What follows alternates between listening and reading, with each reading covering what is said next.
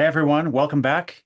This video is a few big points about the first week and what I try to do with big points, meaning kind of big picture ideas. I hope you'll keep in mind as you put the readings together. And the point of these videos, they're always a little longer than they're supposed to be. And they're supposed to provide a little bit of scaffolding and glue to help keep the readings together and to try to put them in context as we move through the course and try to understand how they're grouped together. You've probably already seen the course intro video. If you haven't, please check that out. For Monday, for today, maybe, depending on when you're watching this. And we start with a blog posty thing I wrote a while ago. I think it was 2017.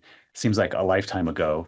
And the theme is really about the idea of defining healthy. So at the time, I don't think this is going on anymore. The FDA wanted to have like an official definition of what healthy is. So if you had a granola bar box and it said healthy, consumers would know what that meant or what it didn't mean.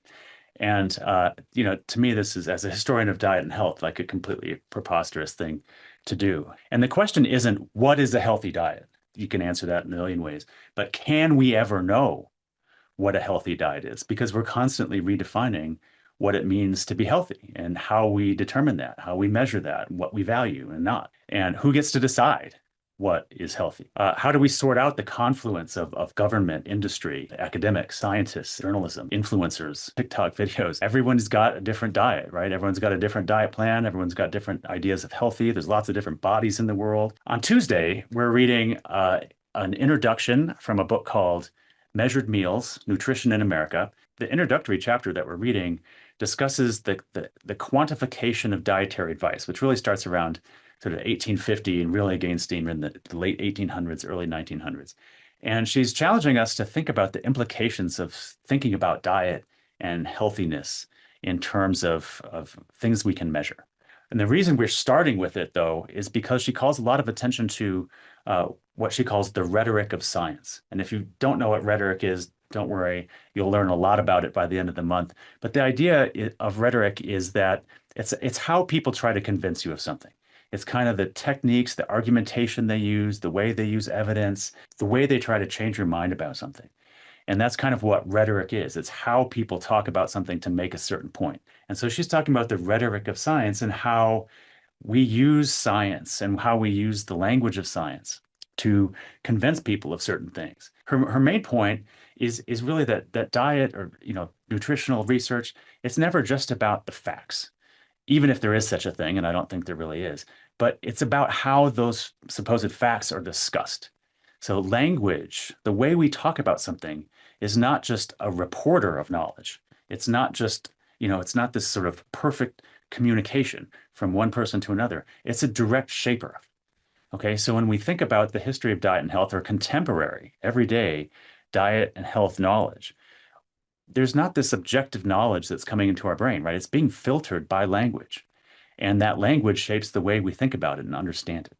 And so her focus is on the language of quantification, but her chapter can really help us think about how we talk about diet and health. And I want to set up this frame of analysis so we can be thinking about the rhetoric of diet and health as we move through the whole course. There's a reading reflection that asks you some general questions you can see on the syllabus. All right, Wednesday, we get into classical medicine, by which I mean diet, as discussed in ancient Greece and Rome. It can seem like we're going unnecessarily far back in history, ancient Greece and Rome, talking about diet and health. What could they possibly have to tell us, in 2025? Well, it turns out that what they formulated there, what they wrote down, was the foundation of thinking about diet and health for about 2,000 years. Well up until the 1850s, people were still using classical sources, Greek and Roman sources, to talk about diet. It was so powerful. It was so useful. And a class on the history of diet and health probably should cover the foundational thinking about diet and health. And so that's the first reason. The second reason, a lot of the first principles, a lot of the main rationale they had for describing what a healthy diet was, is stuff that we still say today. Eat a variety of foods, don't eat too much, get light exercise. And when you do those things, you'll be generally healthy as far as a diet goes. So we'll cover that on Wednesday. There's a short introductory video on classical medicine and some background for the reading we do. So I'll leave the rest of the description for that video. On Thursday, there's no reading, so you're welcome. But there is a video, sorry, on visualizing pre-modern medicine. And it's kind of a lot of slides of what pre-modern medicine looks like from a historical point of view, right? Obviously, we don't know exactly what it looked like, but we have a lot of amazing manuscript illustrations, early modern books, gives you a sense of how they were practicing medicine, how they thought diet and health were related, the kinds of things they were doing. And it turns out that the history of dietary advice doesn't change a whole lot from the ancient world through the Enlightenment, right? From 300 BC to 1800, it's pretty consistent. But medical practice changes tremendously. And the way physicians talk about expertise changes, the way they become physicians, the credentialing, university. This is all stuff that happens in the medieval and early modern worlds. So we kind of look at medical culture generally because we can't understand diet and health unless we understand kind of the framework it's based in, which is medicine more broadly. So we look at kind of how medicine and society developed together over a huge swath of time that still, in many ways, is the basis for how we do medicine now. Friday, 4th of July, don't shoot off a lot of fireworks and annoy your neighbors. That's just me. Nothing. We just have the day off. We have a couple of different things going on this week. And really, as an introductory week, we're all about frameworks. Okay. We read about the rhetoric of science, the rhetoric of diet and health, how people talk about it, right? Not just what their ideas were, which we get into later, but how people talk about it and why we should be paying attention to that from the outset. We start formulating questions about what constitutes health and healthy bodies and healthy diets and how to define healthy in general. We think about the role of balance that is formulated by classical physicians and how it plays such a key role throughout a long history of medical thinking about diet and health.